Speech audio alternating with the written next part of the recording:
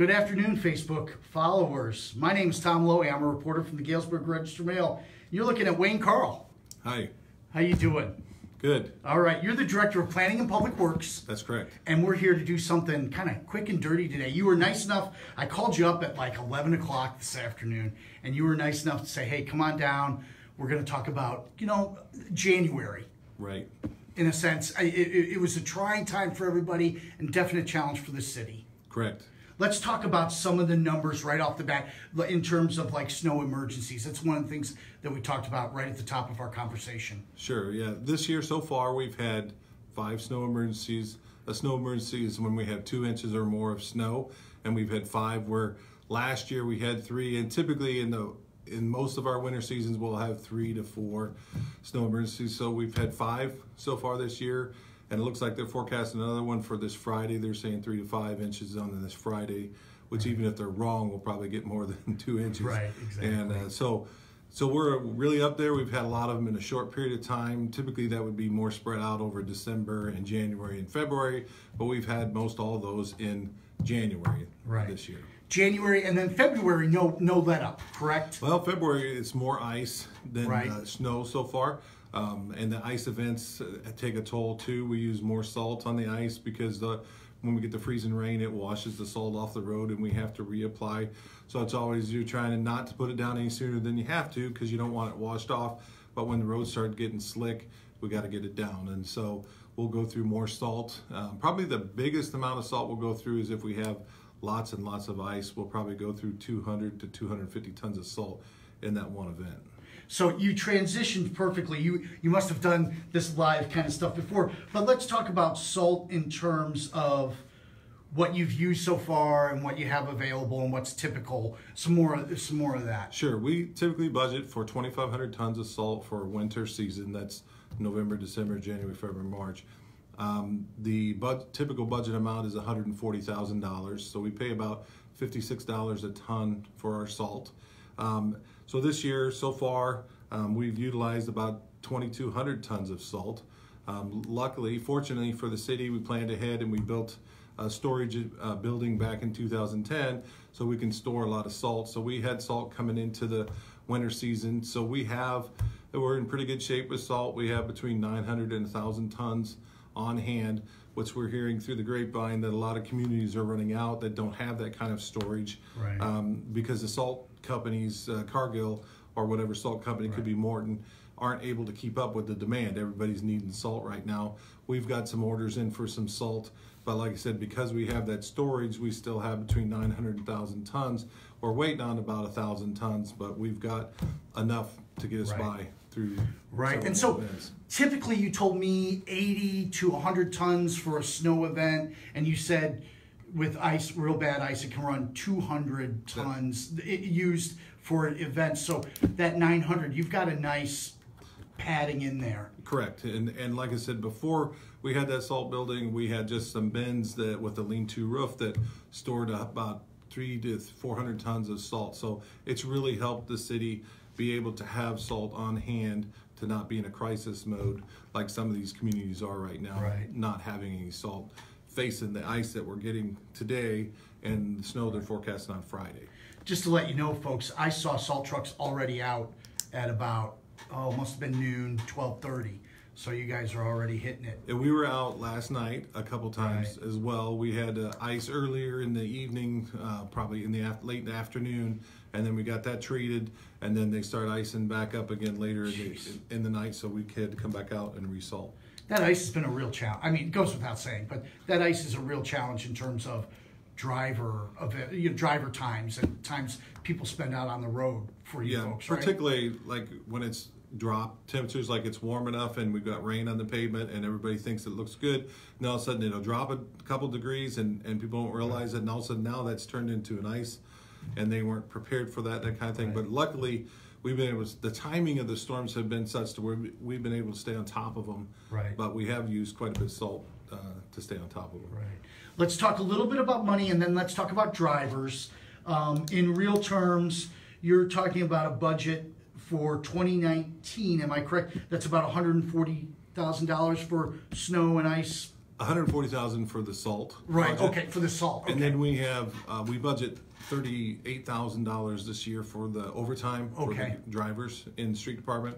There's also money budgeted in other, like Parks Department Sure. is a big part of our snow removal, as well as the water division. So all of those guys have budgets for overtime for plowing. So far this year, of our $38,000 for overtime, we've spent about $18,000 on the overtime part. But it's early in the or in our budget year. We just started the new budget January 1, Right. and that does not include the overtime the guys had to spend late November in last year's budget for Right. the 12 inches of snow that we got then in November. Right. But last year's budget for that overtime budget ended up about 41,000. You said. Yes, for a the little bit over. A little bit over. Right. And a lot of that came from. Let's talk about in real terms here. We get 12 inches on a Sunday night in late November, and that's a 7-day cleanup for people. Right. That for your takes workers. us 7 days. By the time the guys got the stuff cleaned up, then they got to pick up the downtown snow, haul all that out, and pick up all the parking lots downtown and the main streets. But by the time we got it all done, it was 7 days later. So when storm events come, and they've come pretty close here in January, you've got events that are 3 days apart. Right. The guys are just barely getting caught up Right. with the last storm, getting that snow removed, so there's room to put the snow when we get the next event. Yeah. And so you've said a lot of the drivers. I mean, they recognize. It's what they want to do, right? I mean, it's what they're paid to do. So it's not a terrible thing on them, but it has been, we talked about a lot of weekends or near weekends or late Sunday nights, Yes, right? the plow drivers, they have been great. They've had to work almost every single weekend Right. for the month of January. I know that most of them really don't mind plowing snow, Right. but when they're working in that many hours of overtime, they were working as many hours of overtime as they were regular time. Wow. For a couple weeks in January. Yeah. So the guys really spend a lot of time away from their families, and I appreciate their families. But they've been great, and they've been able to get rested and get back to work and still have a positive attitude about plowing and salting for the city. Right. We were talking, you do a lot, you do radio with WGIL, and we're hoping to do like once a month, right? You and I sit Sure. down and talk about because we were remarking there's a lot going on with the city, a lot of good stuff, and people are interested. Right. Do you find people interested or maybe more aware of city services at this time of year when you guys are? Well, usually pothole season is the most aware. Okay, but we're kind of into that too. When the weather warms up, Right. we'll get a lot of those potholes. Although, to be fair, to compare Galesburg to other communities, I feel like our potholes are really pretty good. We do have potholes, Right. But it's not riddled like I won't mention the other communities or anything like that. I don't want to offend them, but for the most part, Galesburg does pretty well at not having too many potholes. And then if we get notice of it, the guys will be right out and fill it the next day. Right. It's not going to have to wait a week or anything like that. The guys are really conscientious about getting the potholes Well, repaired. last week or the week before, we got a little bit of warming, and they were already out in the Right. traditional problem areas. They were Anytime already we get putting the warming and then we get rain, the Right. rain will force the frost. Now, we don't have a lot of frost in the ground because we had that snow blanket that blanketed. So under the grass areas, we have hardly any frost in the ground. Under the streets, we have about a foot of frost. Okay. So what that means in the springtime when it starts warming up, until that frost totally comes out of the ground, it'll trap all moisture up at the surface and it'll make real soft Right. road condition. We'll get more flex and more potholes Right. develop. So the good news is, unless it gets real cold for a long period of time, we're not going to have a whole lot of frost to deal with here in the spring. Good. Wayne Carl, like I said, folks, I called him up at 11 o'clock this morning, and he's gracious enough. Here we are, not even 3 hours later, and he's live with me. How'd you like live? Oh, it's wonderful. All right. You did great. Listen, we really appreciate your time. To let folks know, we're going to have a story tomorrow about all the stuff that we talked about this afternoon. Wayne Carl, thank you very much. Thank you. I look forward to meeting with you every month. We'll tell people about all the different projects that are going on. I think there's a lot of stuff, road projects, water plant, and house demolition. Yes. I think people are going to be really interested There's a lot of stuff going on for the city, and we're in a fortunate position to be able to have funding resources to be able to make some of these things happen. We can talk about the latest HUD grant that we're receiving, the $3.6 million grant to do housing rehab in the city. Right. So we're really excited about that, and it's a new territory for the city of doing this. trying to reduce the lead paint hazards in people's homes for children. And really, as a resident, you know, not speaking as a reporter, but as a resident, I think I've been made a lot more aware of that. You walk into City Hall and it's immediately right there on the easel telling people. Do you feel like that's been I feel like there's been a lot of progress made on lead, and I feel good about that as a resident. And do you think I'm right in feeling that way? That is absolutely correct. We are just finishing up the second phase of our lead water service line project. So now through those two grants from the EPA, we've replaced 1,000 lead service lines in their community, which is excellent. That's 1,000 residences that no longer have the lead line.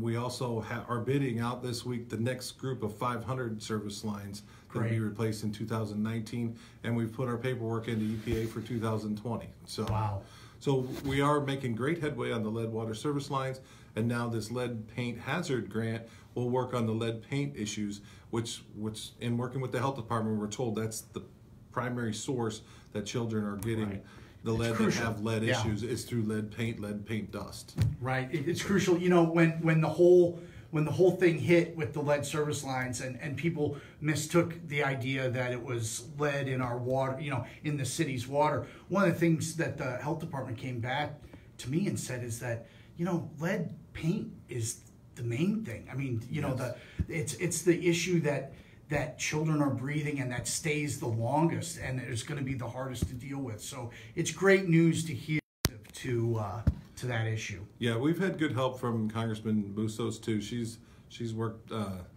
behind the scenes with some of these agencies to help bring that need to their attention, and so it's been great to get moving forward on this. So one thing I want to mention is if there's contractors in our community that want to get into the lead paint, there's going to be training sessions that come up so they can be lead certified, because we're going to do 200 homes in this community over the next 3 years. Right. So it's going to take a lot of contractors to do that work, and so step up and get trained if they want it. If they maybe thought about it, we'll have some training information that comes out in the next month or two on that. Okay.